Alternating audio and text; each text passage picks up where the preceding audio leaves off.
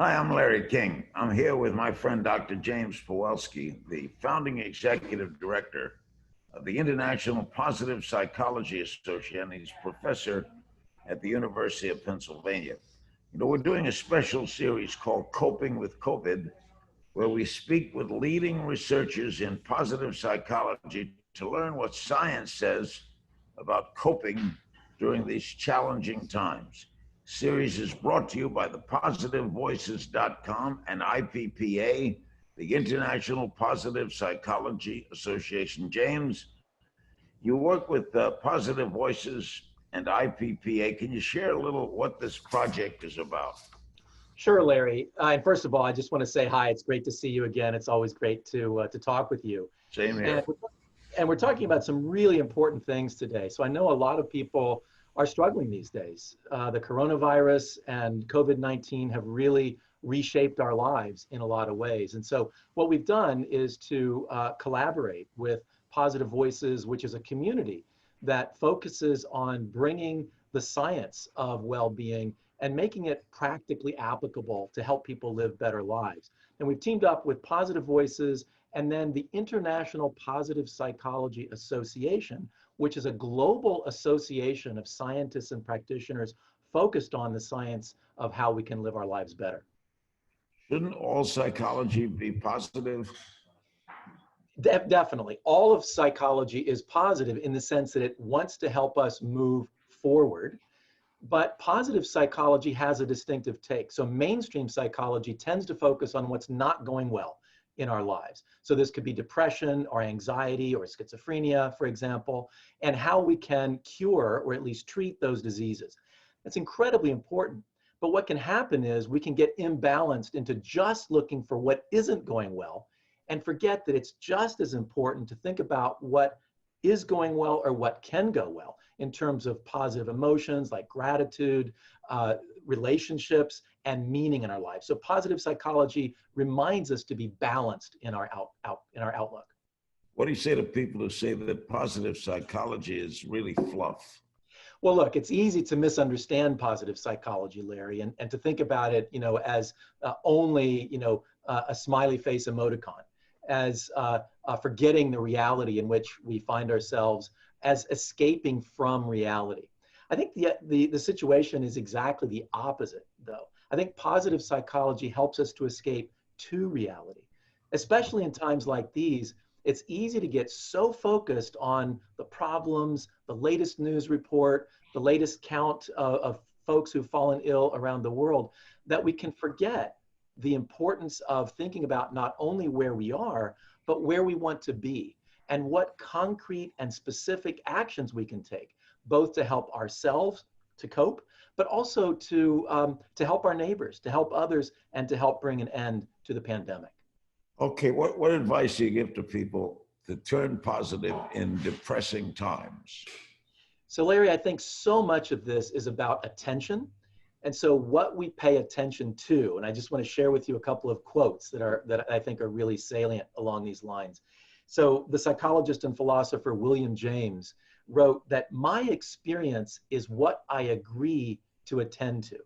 So there's a lot of information, there's a lot of complexity in our world today. And if all we focus on is just the latest depressing news or the latest statistics, that can become depressive. And we can forget about the things that we can do, again, in our own lives to balance that perspective. We can forget how we need to take care of each other's, those that we're staying at home with, strangers maybe that we can help in some way. My second quotation is from the Dalai Lama, who says, optimism does not mean being blind to the actual reality of a situation. It means maintaining a positive spirit to continue to seek a solution to any given problem. So when we focus just on the negative side of things, it can actually result in us feeling more anxiety and depression and overwhelm and giving up, which doesn't help anybody. So it's really important to stay realistic, but also to stay positive so we can be energized to look for those solutions. How about being stuck inside? Now, that's got to do something to you, psychology-wise, mentally, as well as physical. Yeah, so as we're all experiencing these days, human beings did not evolve to be inside all the time. And yet it's important to practice responsible social distancing and so forth. So what can we do while we're inside? Well, one thing we can do, and some folks have been given advice to, distract yourself. And so, find a comedy show or something that can make you laugh or just kind of take you away from the situation. And I don't think there's anything wrong with that as long as it's done in balance. So think of it this way, Larry. If we think about our food intake, it can be okay to have junk food every once in a while, to have some chips here and there, to have some comfort food. But that's not what we want to have as our staple. We want to have healthy food that will give us the energy that we need. So I think that, just kind of escaping from things or being entertained can be like having a few chips. But that doesn't, watching TV all day doesn't make us happy. What can really help more than being entertained is being engaged.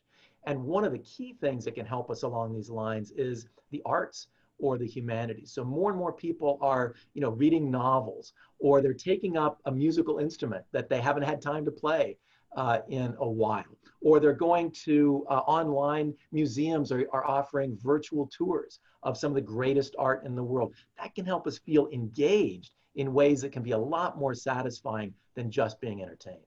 So you're saying it's possible to change people's habits to being more positive.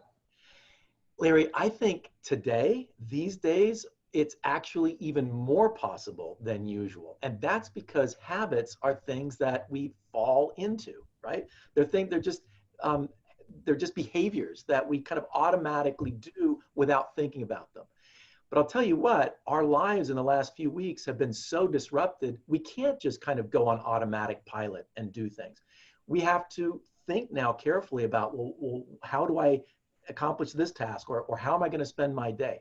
And that actually opens up opportunities for creating new habits, for coming at things in new ways, for relating in different ways to the people that we love in our lives, and for being intentional and specific about creating the kind of life, spending the time that we have more along the lines that we really want to do to maximize and optimize health. You've talked about positive media. What do you mean? You want everybody to be slap happy on television? No. So thanks for the question, Larry. So the term positive media is a really important one to unpack a little bit. And I think oftentimes in the media, we see reports or hear reports of what's not going well in our world. And it's important, again, like I said, it's important to know what's happening in our world. The problem is that with the 24-hour news cycle, we can hear, not just be informed, but then it kind of gets drummed into us over and over and over again.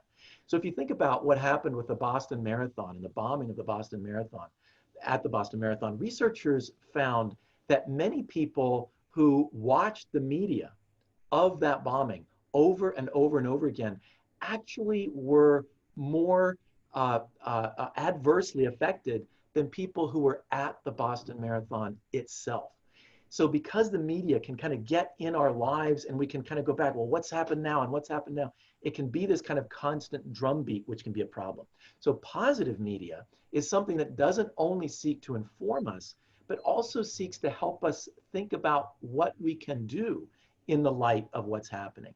What can we do toward a solution? What can we do to keep ourselves in those positive places where we can be creative, where we can, we're not giving up on things? And Larry, I think that your career has been a great example of somebody, you don't come to your interviews, with an agenda, you're not trying to, catch somebody in something, gotcha. And so people who come and speak with you aren't on needles and pins about, well, what's the next question he's going to ask? They can relax and open up and be creative. And I think that's one of the reasons why your interviews have been so riveting over so many decades. James, though, that by definition, most news is bad. We don't come on the air and say 15,000 school kids went to school today with no problems, as opposed to that one school that had a bombing. Now, how do you deal with that? By its nature, we haven't seen a headline, cancer cured. Right, right. That's another great question there. And look, negative emotions are important. Feeling, concern or paying attention to a threat is really important. So I don't mean to minimize the importance of that. It's important that we have journalists who are helping to share these stories of things that are not going well so that we can understand that. The issue becomes, again, it's one of balance. And so the way we've evolved, Larry, is that we are really sensitive to threat. And that's important because if you're not sensitive to threat, you're not going to survive. You're not going to pass your genes along to the next generation. The problem, though, again, in our culture is that we have access to this information about these threats 24 hours a day. And if we immerse ourselves in those stories and just stay focused and pay attention only to what's not going well, then it's not a healthy balance. It's not just we're experiencing negative emotions that can inform us on what actions we can take. It can lead to a sense of overwhelm and helplessness and hopelessness, right? What can we as a society, learn from the pandemic? So look, Larry, I think it's really important to put this into context. You know, we have lived our lives benefiting from what so many previous generations of people have learned and have passed and have paid forward. So things that used to kill people don't anymore because we've learned, oh, wash your hands before you eat. Wash your hands after you visit the restroom. These are just basic, and use soap. These are just basic things that we now know are important, but 100, 200 years ago, people didn't know. So all throughout history, human beings have faced challenges, really problematic situations, and they've learned and they've improved and they've taught the next generation, look, here's how we can behave in ways that will eliminate or at least minimize that threat. And here's our opportunity, Larry. Here's our opportunity to put our shoulders to that wheel, to do what it takes to stay strong, stay committed, stay faithful to what's happening in the world, and learn how to live a better life for ourselves, for our families, for our communities, for our world, both from the standpoint of health, certainly how to deal with a virus and a pandemic and so forth, but also how to deal with each other as human beings in a society, in a culture. We're experiencing so much heartwarming ways in which people are reaching out to others and being neighborly in ways that hopefully we'll be able to continue as we move forward long after the pandemic is over. And James, tell us a little about the guests we'll be interviewing on this series. Yes, I'm really excited about this series of interviews. And I'll just say quickly, 3 of the guests that we have among all the ones that we're going to bring on. So we'll talk with Sonia Lyubomirsky. She's one of the world's leading researchers in positive activities. So what are concrete, specific things that we can do to help increase our gratitude, to help us be kind to other people, to help us stay buoyed even in difficult circumstances. And then we'll be talking with Jane Dutton. And Jane Dutton is, again, a world expert on high quality connections.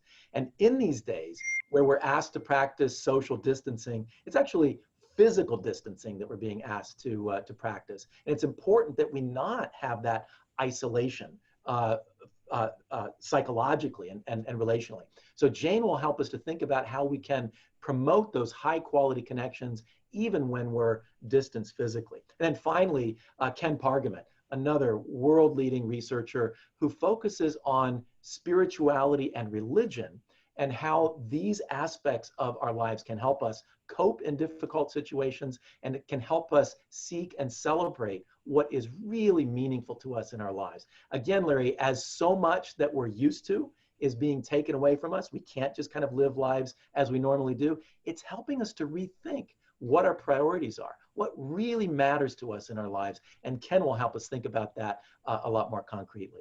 And that's it for today, folks, but there's a lot more coming. Watch for coping with COVID. Stay well, and we hope we're all back on our feet again soon. Thanks, James. Thanks, Larry. Great to talk with you.